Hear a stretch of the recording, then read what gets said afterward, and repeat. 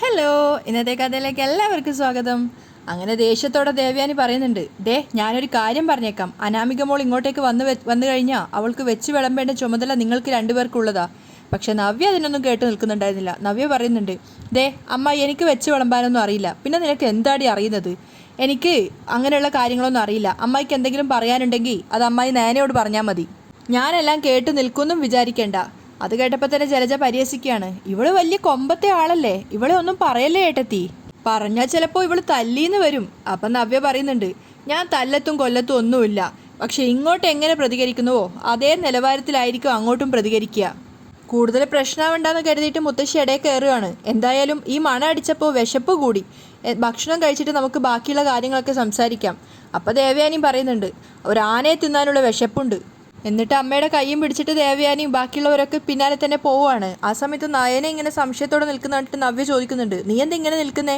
അല്ല, ഞാൻ നേരത്തെ പറഞ്ഞായിരുന്നല്ലോ, ആ സമയത്ത് നേരത്തെ ആദർശേട്ടനെ സഹായിച്ചുകൊണ്ടിരുന്നത് ഞാനാ. പക്ഷെ ഞാനുമായിട്ട് വഴക്ക് കൂടി കഴിഞ്ഞപ്പോൾ ഞാൻ ആ സഹായം ചെയ്യുന്നത് നിർത്തി. പിന്നെ ഈ രീതിയിൽ എങ്ങനെ പാചകം ചെയ്തു എന്നാ എനിക്ക് മനസ്സിലാവാത്തത്. അപ്പം നവ്യ പറയുന്നുണ്ട്, അവർക്ക് പിന്നെ വാശിയായി കാണും, ഇടയ്ക്കെന്തെങ്കിലും പണിയൊപ്പിച്ചു കാണും. ഈ മണം വെളിച്ചെണ്ണയും മസാലയൊന്നും അധികമായതിൻ്റെയൊന്നും അല്ല, എല്ലാം പാകത്തിന് ചേർത്തതിൻ്റെ മണ. ഇപ്പം തന്നെ അത് കഴിക്കാൻ കൊതിയാവുന്നുണ്ട്. ഇന്ന് കഴിച്ചിട്ട് എല്ലാവരും നല്ലത് പറഞ്ഞാലേ ഒരാൾക്ക് ഭയങ്കര തലക്കനായിരിക്കും. ആർക്ക്? നവ്യ ചോദിക്കുകയാണ്. ആദർശേട്ടന് തന്നെ. അതേസമയം സ്ത്രീകളൊക്കെ അകത്തെത്തിയെന്ന് മനസ്സിലായപ്പോൾ ആദർശ് എല്ലാവരോടും പറയുന്നുണ്ട്, നമുക്കെല്ലാം ടേബിളിലേക്ക് എടുത്തു വെക്കാം അച്ഛാ. അപ്പം ജയൻ കളിയാക്കുകയാണ്, ഇനിയിപ്പോൾ നിന്റെ സഹായം വേണ്ട, ഞങ്ങൾക്കറിയാം. അതെ അതെ, വലിയ പാചകക്കാരനും ഫയൽവാനും ഒക്കെ ആണെന്നാണ് ചിലരുടെ വിചാരം. അനിയുടെ അച്ഛനും പരിഹസിക്കുകയാണ്. അപ്പോൾ ആദർശ് തലതാഴ്ത്തി നാണത്തോടെ നിൽക്കുന്ന കണ്ടപ്പോൾ എനിക്കും ചിരി വരുന്നുണ്ടായിരുന്നു. നീ എന്തിനാ ചിരിക്കുന്നേ? അല്ല, ഏട്ടന് ഭാഗ്യമുണ്ടല്ലോ എന്ന് ചിന്തിക്കുകയായിരുന്നു. അല്ലെങ്കിൽ ഈ കൃത്യസമയത്ത് പിള്ള സാർ എത്തില്ലായിരുന്നല്ലോ. എടാ മോനെ, ഇന്നത്തെ ദിവസം ഈ വീട്ടിലെ വനിതകൾ ഞെട്ടുന്ന ദിവസമാണ്. എന്തൊരു ടേസ്റ്റാ പിള്ള സാർ ഉണ്ടാക്കിയ ഭക്ഷണത്തിനൊക്കെ. അപ്പം ജയനും പറയുന്നുണ്ട്, അതുകൊണ്ടാ ലോകം മൊത്തം അദ്ദേഹത്തിന് ആരാധകരുണ്ടായത്. നിനക്കിതുപോലെ എന്തെങ്കിലും പാകം ചെയ്യണമെന്നുണ്ടെങ്കിൽ അദ്ദേഹത്തിന് വെറ്റിലയും പാക്കും വെച്ച് ശിഷ്യത്വം സ്വീകരിച്ചോ. അപ്പം ആദർശ് പറയുന്നുണ്ട്, ഞാൻ മാത്രമല്ല, എല്ലാവർക്കും ശിഷ്യത്വം സ്വീകരിക്കാം. നീയാണല്ലോ ഇതിനൊക്കെ നേതൃത്വം നൽകിയത്. അവരും വിട്ടുകൊടുക്കുന്നില്ല. അപ്പം ആദർശ് പറയുന്നുണ്ട്, എന്തായാലും നയനയുടെ മുന്നിൽ തോറ്റില്ല. ആര് പറഞ്ഞു തോറ്റില്ലെന്ന്? ഏട്ടൻ തോറ്റു തൊപ്പിയിട്ടു. അനി പരിഹസിക്കുകയാണ്. നീ വെറുതെ മനസ്സിൽ കോംപ്ലക്സ് വെച്ച് നടക്കാതെ അതൊക്കെ ഒന്ന് രുചിച്ചു നോക്ക്. അതൊക്കെ ഞാൻ നേരത്തെ നോക്കി. ആദർശ് പറയാണ്, എങ്ങനെയുണ്ട്? അത് ചോദിക്കേണ്ട കാര്യമുണ്ടോ? അപ്പോഴേക്കും ജയന അനിയോട് പറയുന്നുണ്ട്, അബി ഓരോന്ന് പ്ലേറ്റിലാക്കുന്നുണ്ടാവും, അതൊക്കെ എടുത്ത് ടേബിളിൽ വെക്ക്. ശരി വലിച്ച. അനി പോകുന്ന സമയത്ത് ആദർശ് പറയാണ്, എല്ലാവർക്കും ഒരു കളിയാക്കലാ. ഞാനേ ഈ പാചകം എന്ന് പറഞ്ഞ ഫീൽഡിലേക്ക് തിരിഞ്ഞിട്ടില്ല, അതുകൊണ്ടൊരു പറ്റി. പിന്നെ തിരിഞ്ഞെങ്കിൽ ഇപ്പം ഇയാൾ മല മറിച്ചാനേ. ജയം പരിഹസിക്കുകയാണ്. പിന്നല്ലാതെ. അപ്പം ചമ്മിക്കൊണ്ട് ആദർശ് പറയാണ്, അതെ, എനിക്കൊരു റിക്വസ്റ്റ് ഉണ്ട്. ഇവിടെ പിള്ള സാറ് വന്ന കാര്യം ആരും പറയരുത്. ഇന്നത്തെ പാചകം ചെയ്തതൊക്കെ ഞാനാണെന്ന് പറഞ്ഞാൽ മതി. എല്ലാവരും ഒന്ന് ഞെട്ടട്ടെ. അപ്പം ജയം പറയുന്നുണ്ട്, കള്ളം പറയണോ വേണ്ടയോ എന്ന് അച്ഛൻ തീരുമാനിക്കും. കൊച്ചുമോൻ്റെ തല ഉയർന്നു തന്നെ ഇരിക്കട്ടെ എന്ന് അച്ഛൻ തീരുമാനിച്ചിട്ടുണ്ടെങ്കിൽ ചിലപ്പോൾ നീ രക്ഷപ്പെടും, അല്ലെങ്കിൽ ഗോവിന്ദ. ഏതായാലും വാ, ടേബിളിൻ്റെ മുകളിൽ എല്ലാം എടുത്തു വെക്കാം. അങ്ങനെ എല്ലാവരും ടേബിളിൽ നിരന്നിരിക്കുകയാണ്. പർച്ചേസിംഗ് ഒക്കെ കഴിഞ്ഞ് വന്നിട്ട് ആണുങ്ങളൊക്കെയാണ് ഭക്ഷണങ്ങൾ സെർവ് ചെയ്യുന്നത്. ആ സമയത്ത് കഴിച്ചിട്ട് മുത്തശ്ശി ഇങ്ങനെ ടേസ്റ്റ് നോക്കിയിട്ട് അടിപൊളിയാന്നൊക്കെ കാണിക്കുന്നുണ്ട്. അപ്പോൾ ആദർശ് പറയാണ്, കഴിച്ചിട്ട് എല്ലാവരും എന്തെങ്കിലുമൊക്കെ കുറ്റം പറയണം കേട്ടോ. അപ്പം ജയം പറയുന്നുണ്ട്, കുറ്റം പറയുന്നവരെ ടേബിളിൽ നിന്ന് എഴുന്നേൽപ്പിച്ചു വിടും. അപ്പം മുത്തശ്ശി പറയാണ്, അതെന്താടാ അങ്ങനെ? എല്ലാവരും നല്ലത് എന്ന് തന്നെ പറയണോ? നല്ലതാണെങ്കിൽ നല്ലത് എന്ന് തന്നെ പറയണം. എങ്ങനെയുണ്ട് കറികളൊക്കെ? അനി ചോദിക്കുകയാണ്. അപ്പം ദേവയാൻ അതിശയത്തോട് ചോദിക്കുന്നുണ്ട്, ഇത് നിങ്ങൾ തന്നെ ഉണ്ടാക്കിയതാണോ? മുത്തശ്ശിയും പറയാണ്, അത് തന്നെ എൻ്റെ സംശയം. അപ്പം നയനയും പറയുന്നുണ്ട്, എത്ര പാചക പുസ്തകം നോക്കിയാലും മൊബൈലിൽ നോക്കിയാലും ഇവിടെയുള്ളവർക്ക് ഇതുപോലുള്ള ഭക്ഷണം ഉണ്ടാക്കാൻ പറ്റുമെന്ന് എനിക്ക് തോന്നുന്നില്ല. അപ്പം ആദർശ് പറയുന്നുണ്ട്, നീയേ മിണ്ടാതിരുന്ന് കഴിക്കാൻ നോക്ക്. അല്ല, നിങ്ങളൊക്കെ എന്താ കരുതിയത്? ഈ വീട്ടിലെ ആണുങ്ങളെ നിങ്ങളുടെ ഒന്നും സഹായം ഇല്ലെങ്കിൽ ചത്തുപോകുന്നോ? അതെ, ഇന്നത്തോടെ തിരുത്തുവാ. ഞാൻ പറഞ്ഞിരുന്നില്ലേ ഇന്നൊരു പൊളിച്ചെഴുത്തുണ്ടാവുമെന്ന്. അത് സംഭവിച്ചു കഴിഞ്ഞു. ഇതുപോലെ കറികൾ ഉണ്ടാക്കാൻ ഈ വീട്ടിലെ ഒരു സ്ത്രീകൾക്കും കഴിയില്ല. അപ്പം മുത്തശ്ശി പറയുന്നുണ്ട്, അത് അംഗീകരിച്ചു കൊടുത്തേക്ക് മോളെ. സത്യം പറയാലോ, ചില കറികൾക്കൊക്കെ അല്പം മധുരമുണ്ട്. എങ്കിലും നമ്മൾ വലിയ വലിയ ഹോട്ടലുകളിൽ പോയി കഴിക്കുന്ന ഒരു ടേസ്റ്റ് ഉണ്ട്. അപ്പം തന്നെ ആദർശ് പറയുന്നുണ്ട്, അത് ഞങ്ങൾ അല്പം മധുരം ചേർത്തതാ മുത്തശ്ശി. അപ്പം നയന പറയാണ്, എങ്കിലും നാടൻ കറികളുടെ ഒരു ടേസ്റ്റ് ഇല്ല. അപ്പം ആദർശ് വേറൊരു കാസറോൾ എടുത്തിട്ട് പറയാണ്, ഇവിടെ എല്ലാ ടൈപ്പ് കറികളും ഉണ്ട്, നീയേ ഇതൊന്ന് കഴിച്ചു നോക്കിയേ. മുത്തശ്ശിക്കും സെർവ് ചെയ്യാണ്. അപ്പം മുത്തശ്ശി പറയുന്നുണ്ട്, ഇതിന് നല്ല നാടൻ ടേസ്റ്റ് തന്നെയാണ് മോളെ. അവസാനം ജലജ വരെ പറയും, വിശ്വസിക്കാൻ പറ്റുന്നില്ല ഇത് നിങ്ങൾ തന്നെയാണ് ഉണ്ടാക്കിയതെന്ന്. ഇടയ്ക്ക് ലഘുഭക്ഷണം കഴിക്കാതിരുന്നത് നന്നായി. അപ്പോൾ ദേവയാനിയും പറയുന്നുണ്ട്, ക്യാപ്റ്റനെ ഫുൾ മാർക്കാണ് കേട്ടോ. ആദർശ് ഇങ്ങനെ തലകുമ്പിട്ടിട്ട് അതൊക്കെ സ്വീകരിക്കുകയാണ്. അപ്പോൾ ജയൻ പറയുന്നുണ്ട്, അതെ ക്യാപ്റ്റന് മാത്രമായിട്ട് കൊടുക്കല്ലേ, ഇന്നത്തെ ദിവസം എല്ലാവരും ക്യാപ്റ്റന്മാരാ. അപ്പോൾ അഭിയാണ് പറയുന്നത്, യഥാർത്ഥ ക്യാപ്റ്റൻ വേറെയുണ്ട്. അപ്പം മുത്തശ്ശി ചോദിക്കുകയാണ്, ആര്, നിന്റെ മുത്തശ്ശനോ? മുത്തശ്ശന് എന്തുമാത്രം പാചകം അറിയാമെന്ന് എനിക്കറിയാം. അപ്പം തന്നെ ആദർശ് അഭിയെ നോക്കിയിട്ട് കണ്ണുകൊണ്ട് ദേഷ്യത്തോടെ കാണിക്കുകയാണ്, പറയരുത് എന്നുള്ള അർത്ഥത്തിൽ. അപ്പോൾ ദേവയാനി പറയുന്നുണ്ട്, ഇതിപ്പോൾ ഏത് കറി കഴിക്കണമെന്ന് അറിയാത്തൊരവസ്ഥയായി, എല്ലാത്തിനും എന്തൊരു ടേസ്റ്റാ. ജാനകിക്കാണ് സംശയം, ഇത്രയും ചുരുങ്ങിയ സമയം കൊണ്ട് ഇത്രത്തോളം വിഭവങ്ങൾ ഉണ്ടാക്കാൻ പറ്റുമോ? അപ്പം തന്നെ മുത്തശ്ശി പറയുന്നുണ്ട്, നമ്മുടെ പിള്ളേച്ചനുണ്ടല്ലോ ഷെഫ് പിള്ള, അദ്ദേഹത്തിൻ്റെ ഹോട്ടലിൽ പോകുമ്പോഴാണ് ഇത്തരത്തിലുള്ള കറികളൊക്കെ കഴിച്ചിട്ടുള്ളത്. ആണോ? ആദർശം ഒന്ന് പതറുകയാണ്. അപ്പം നയന പറയുന്നുണ്ട്, എങ്കിൽ പിന്നെ പിള്ള സാറിൻ്റെ പാചക വീഡിയോ കണ്ടിട്ടായിരിക്കും ഇതൊക്കെ ഉണ്ടാക്കിയിട്ടുള്ളത്. എന്നാലും നീ ഇതൊന്നും അംഗീകരിക്കരുത് കേട്ടോ. ആദർശ ദേഷ്യം വരികയാണ്. അംഗീകരിച്ച് തന്നിരിക്കുന്നു മുത്തശ്ശി പറഞ്ഞ്. അതെ അതെ, അതുകൊണ്ട് തന്നെ ഈ വീട്ടിലെ ആണുങ്ങൾ ഇനി മാസത്തിൽ 1-2 തവണ അടുക്കളയിൽ കയറിയേ പറ്റൂ, ദേവയാനിയാണ് പറയുന്നത്. അത് കേട്ടത് ആദർശ് നന്നായിട്ട് പതറുന്നുണ്ട്. പക്ഷെ അഭി പറയാണ്, എന്നും ഇങ്ങനെ ഫുഡ് ഉണ്ടാക്കാനൊന്നും പറ്റത്തില്ല, ഭയങ്കര സ്ട്രെയിനാ. അപ്പം ജലജയാണ് പറയുന്നത്, ഇടയ്ക്ക് സ്ട്രെയിൻ എടുക്ക്, എന്നും പെണ്ണുങ്ങളെ കൊണ്ട് തന്നെ ചെയ്യിച്ചാലോ. അപ്പം അനിയുടെ അച്ഛൻ പരിഹസിക്കുന്നുണ്ട്, ഈ പറയുന്ന കേട്ടാൽ തോന്നുമല്ലോ നീ എന്നും കിച്ചണിൽ കയറൂന്ന്. മുത്തശ്ശിയാണ് കളിയാക്കുന്നത്. അതെ അതെ, നയനമോൾ ഇവിടെ ഇല്ലാതിരുന്നപ്പോൾ നീയും ദേവയാനി എത്രമാത്രം കഷ്ടപ്പെട്ടു എന്ന് എനിക്കറിയാം. പിന്നെ ആരും ഒന്നും പറയുന്നില്ല. ആ സമയത്ത് ജയം ആദർശെ കൂട്ടിക്കൊണ്ടുപോയിട്ട് പറയുന്നുണ്ട്, ഇതിൻ്റെ ക്രെഡിറ്റ് നമ്മൾ അടിച്ചെടുക്കാത്തതാണ് നല്ലത്, പിന്നെ മാസത്തിൽ 1-2 തവണ ഉണ്ടാക്കണം എന്ന് പറഞ്ഞാൽ പിന്നെന്ത് ചെയ്യും? ആദർശിനും അതൊരു പന്തികേടായിട്ട് തോന്നുന്നുണ്ട്. അങ്ങനെ ഫുഡ് കഴിച്ചു കഴിഞ്ഞ് എല്ലാവരും എഴുന്നേറ്റപ്പം മുത്തശ്ശി പറയുന്നുണ്ട്, എൻ്റെ ജീവിതത്തിൽ ഇത്രയും നല്ലൊരു ഫുഡ് ഈ വീട്ടിൽ ഉണ്ടാക്കിയതായിട്ട് എനിക്ക് ഓർമ്മയില്ല, അതുകൊണ്ട് തന്നെ നിങ്ങളാ ഇത് ഉണ്ടാക്കിയതെന്ന് വിശ്വസിക്കില്ല ഞങ്ങൾ. അപ്പോൾ ആദർശ് വീണ്ടും പറയാണ്, ഞങ്ങൾ ആണുങ്ങൾക്ക് ഫുഡൊന്നും ഉണ്ടാക്കാൻ അറിയില്ലെന്നല്ലേ നിങ്ങൾ പറയാറ്. അപ്പോൾ ദേവന് പറയുന്നുണ്ട്, ഇത്രയും സ്വാദുള്ള ഫുഡ് ഉണ്ടാക്കുമെങ്കിൽ നിങ്ങൾ ആണുങ്ങൾ തന്നെ മാറിയും തിരിഞ്ഞ് അടുക്കളയിൽ കയറുന്നതാണ് കേട്ടോ നല്ലത്. അപ്പോൾ ജയൻ പറയാണ്, അത് കൊള്ളാലോ, ഞങ്ങളെ സെർവൻ്റ് ആക്കാനാണോ പരിപാടി? അപ്പം നയന പറയാണ്, സെർവൻ്റ് ഒന്നും ആക്കുന്നില്ല, പക്ഷേ ഞങ്ങൾക്ക് ചേരുവകളൊക്കെ പറഞ്ഞു തരണം, അത് ഞങ്ങൾക്ക് കൂടി പഠിക്കാനാ. ദേവയാനി ചോദിക്കുന്നുണ്ട്, ഇതൊക്കെ ആരുടെ ഐഡിയ ആണെന്ന് മനസ്സിലാവുന്നില്ലല്ലോ. പെട്ടെന്ന് തന്നെ ആദർശ് പറയാണ്, ആരും കണ്ണു വെക്കുന്നില്ല എന്നുണ്ടെങ്കിൽ ഞാൻ പറയാം, ഇതൊക്കെ എൻ്റെ തന്നെ ഐഡിയ. അപ്പോഴേക്കും മുത്തശ്ശൻ അങ്ങോട്ടേക്ക് വരികയാണ്. ആദർശേ വേണ്ട. മുത്തശ്ശന് പിന്നാലെ തന്നെ ഷെഫ് പിള്ള സാറും അങ്ങോട്ടേക്ക് വന്നിട്ടുണ്ടായിരുന്നു. അദ്ദേഹത്തെ കൂടെ കണ്ടതോടെ എല്ലാവരും അതിശയത്തോടു കൂടി നിൽക്കുകയാണ്. ഫുഡ് എങ്ങനെ നന്നായി എന്നുള്ളത് അപ്പോഴാണ് എല്ലാവർക്കും മനസ്സിലായത്. അപ്പം മുത്തശ്ശി ചോദിക്കുന്നുണ്ട്, പിള്ളേച്ചനോ ഇതെപ്പോൾ വന്നു? അപ്പം മുത്തശ്ശൻ പറയാണ്, ഇവന്മാരെല്ലാവരും കൂടെ ഭക്ഷണം കൊളാക്കിയപ്പോൾ ദൈവത്തോട് വിളിച്ച് പ്രാർത്ഥിച്ചപ്പോൾ പാചകത്തിൻ്റെ തമ്പുരാൻ തന്നെ നേരിട്ട് വന്നതാ. അപ്പം തന്നെ ദേവയാനി പറയുന്നുണ്ട്, അത് പറ, അല്ലെങ്കിൽ ഇത്രയും നല്ല ഫുഡ് ഉണ്ടാക്കാൻ ഇവർക്കാർക്കും അറിയില്ലെന്ന് ഞങ്ങൾക്ക് അറിയാം സാറേ. കല്യാണത്തിനോ വരാൻ പറ്റിയില്ല, അപ്പോൾ പിന്നെ സദ്യയുടെ തുടക്കം ഇവിടെ വെച്ച് തന്നെ ആവട്ടെ എന്ന് കരുതി. അദ്ദേഹം പറയാണ്, അതെന്താ കല്യാണത്തിന് വരാൻ പറ്റാത്തത്? മുത്തശ്ശി ചോദിക്കുന്നുണ്ട്. ഇയാൾക്ക് തിരക്കോട് തിരക്കാ വസുന്ധരെ, മുത്തശ്ശനാ പറയുന്നത്. ഞാൻ വന്നില്ലേലും എൻ്റെ പ്രസൻസ് അവിടെ ഉണ്ടല്ലോ. ഏറ്റവും രുചികരമായ ഭക്ഷണം മാത്രമേ അന്നത്തെ ദിവസം അവിടെ വിളമ്പുള്ളൂ. അപ്പം നയന പറയുന്നുണ്ട്, ഇന്നും അങ്ങനെ തന്നെയാണ് വിളമ്പിയത്. അപ്പോഴേക്കും നയന വീണ്ടും വന്നിട്ട് പറയാണ്, സാറിനെ കാണാൻ എനിക്ക് വലിയ ആഗ്രഹമായിരുന്നു, സാറിൻ്റെ റെസിപ്പീസൊക്കെ ഞാൻ ഫോളോ ചെയ്യാറുണ്ട്.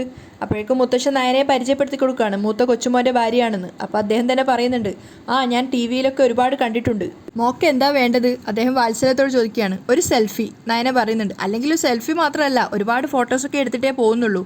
അങ്ങനെ ആദർശം എല്ലാവരുടെയും സെൽഫിയൊക്കെ എടുക്കുകയാണ്. അതിനുശേഷം അദ്ദേഹം എല്ലാവരോടും യാത്ര പറഞ്ഞ് അവിടുന്ന് പോവുകയാണ്. നന്ദു വീട്ടിലിരുന്ന് പഠിച്ചുകൊണ്ടിരിക്കുമ്പോഴാണ് മുറ്റത്ത് ബൈക്കിൻ്റെ ശബ്ദം കേൾക്കുന്നത്.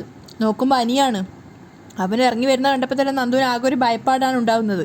അവൻ കയ്യിലൊരു കവറൊക്കെ ആയിട്ടാണ് വരുന്നത്. അനി അടുത്തെത്തിയപ്പോൾ തന്നെ നന്ദു ചോദിക്കുന്നുണ്ട്, അനി എന്താ ഇവിടെ?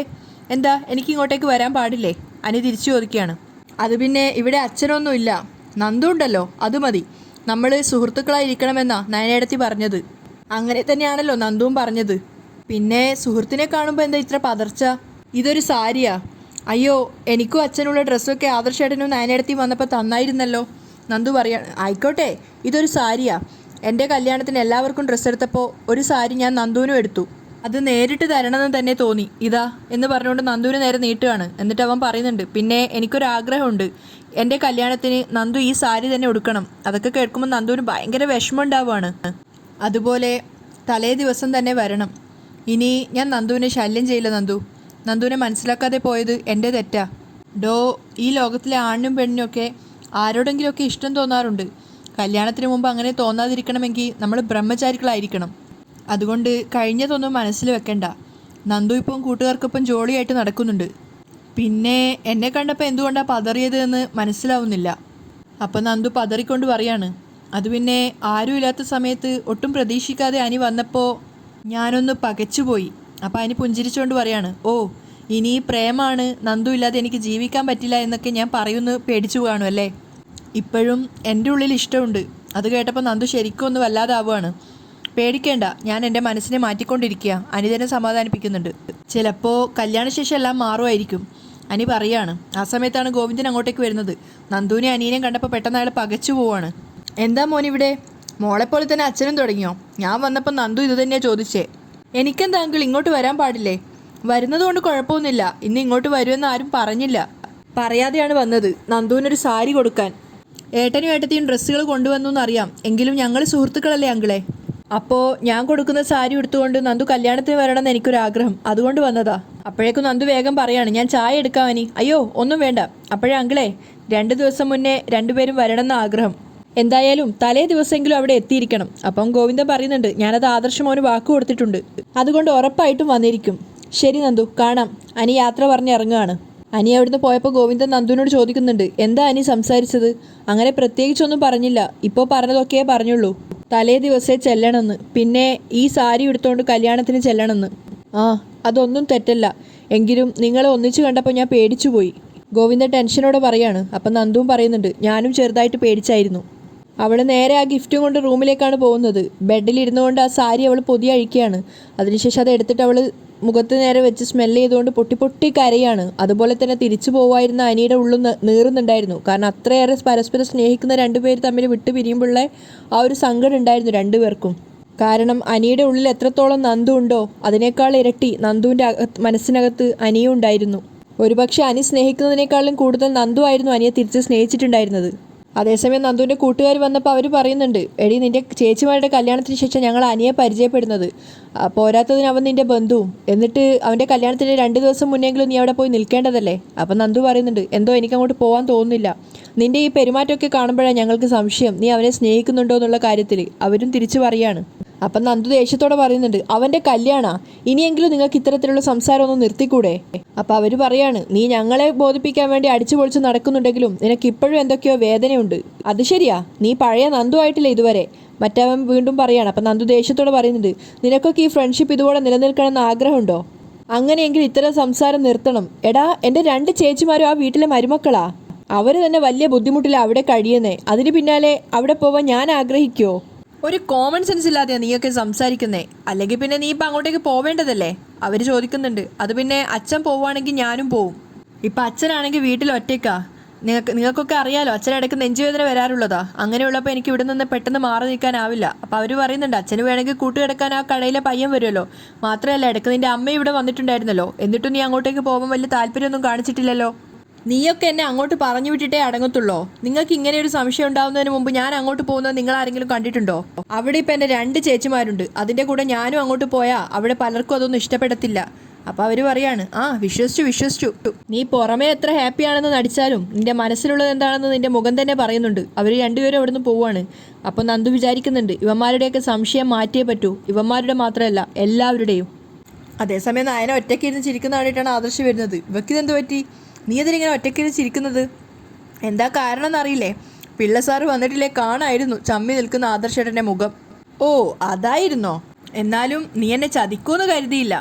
അപ്പം നയന പറയുന്നുണ്ട്, ഞാൻ ആരെയും ചതിച്ചിട്ടൊന്നുമില്ല. എന്നോടേ അതുപോലെ വെല്ലുവിളി നടത്തിയത് ആ സമയത്ത് ആലോചിക്കണമായിരുന്നു. ശരി, സമ്മതിച്ചു. എന്തായാലും നിൻ്റെ ഒരേ ഒരു ബലത്തിലാണ് ഞാൻ എനിക്ക് പാചകം അറിയാമെന്ന് പറഞ്ഞത്. എന്തായാലും നിൻ്റെ മുന്നിൽ ഞാൻ തോൽവി സമ്മതിച്ചു. എനിക്ക് കഷ്ടം തോന്നിയായിരുന്നു. പിന്നെ ഒരു ദയവില്ലാതെ എന്നോട് സംസാരിച്ചത് കൊണ്ടാണ് ഞാൻ മൊബൈൽ ഓഫാക്കി വെച്ചത്. ശരി, എൻ്റെ ഭാഗത്തെ എല്ലാ തെറ്റും. അതുകൊണ്ട് നമുക്കിന്ന് രാത്രി ഒന്ന് പുറത്തോട്ടേക്ക് പോകണം. പിന്നെ നീ നേരത്തെ ഇട്ട ആ ഡ്രസ്സ് ഉണ്ടായിരുന്നല്ലോ, അത് നിനക്ക് നന്നായിട്ട് ചേരുന്നുണ്ടായിരുന്നു. എന്നിട്ട് നേരത്തെ ഇങ്ങനെയൊന്നും അല്ലല്ലോ പറഞ്ഞത്, പാടത്ത് വെക്കുന്ന കോലം പോലെ ഉണ്ടെന്നല്ലേ പറഞ്ഞത്. അതുകൊണ്ടാണല്ലോ നീ പിണങ്ങിപ്പോയത്. അത് ഞാൻ വെറുതെ പറഞ്ഞതാ. നീ ഇടയ്ക്കിടയ്ക്ക് അതുപോലുള്ള ഡ്രസ്സൊക്കെ ഇട്ട് മേക്കപ്പൊക്കെ ചെയ്ത് സുന്ദരിയാവണം.